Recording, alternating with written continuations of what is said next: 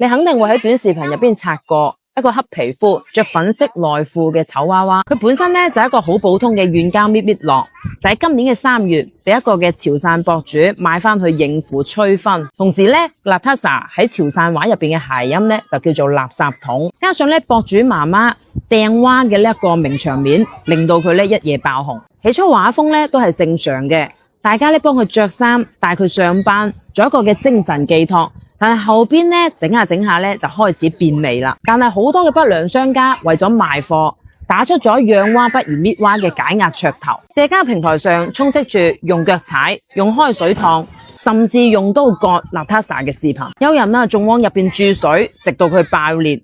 同時呢用 Natasha 呢擺咗好多嘅低俗嘅動作，徹底呢將施壓玩成咗暴力同低俗。佢真係一款玩具嗎？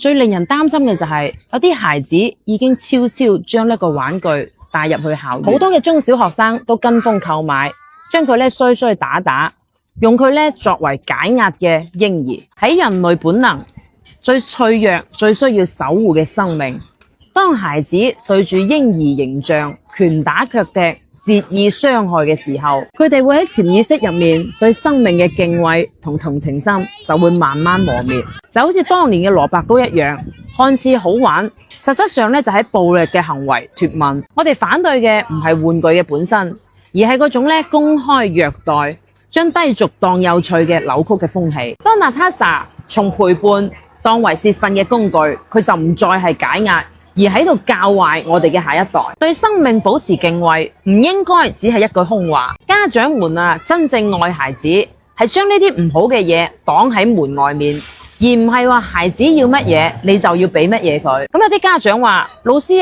我個小朋友一定要咁點算呢？咁你可以去嚴厲同小朋友去講清講楚講明白，同時可以將我呢個視頻俾佢哋去睇。其實我哋都唔可以將責任全部放喺家長上。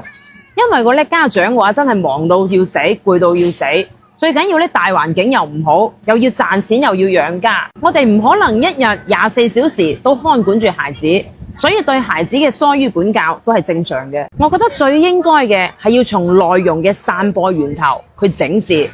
我哋嘅平台，我哋嘅管理部門，你哋可唔可以再嚴格一啲？你哋願意令你哋嘅孩子日日都被呢啲咁惡心嘅嘢影響咩？呢一啲咁惡心嘅嘢根本就唔應該出現喺小朋友嘅視野入面。所以我而家其實都唔知道社會究竟係點樣啦，環境究竟係點樣啦？點解可以令到呢啲咁惡劣嘅又低俗嘅嘢日日出現喺我哋嘅小朋友嘅眼中？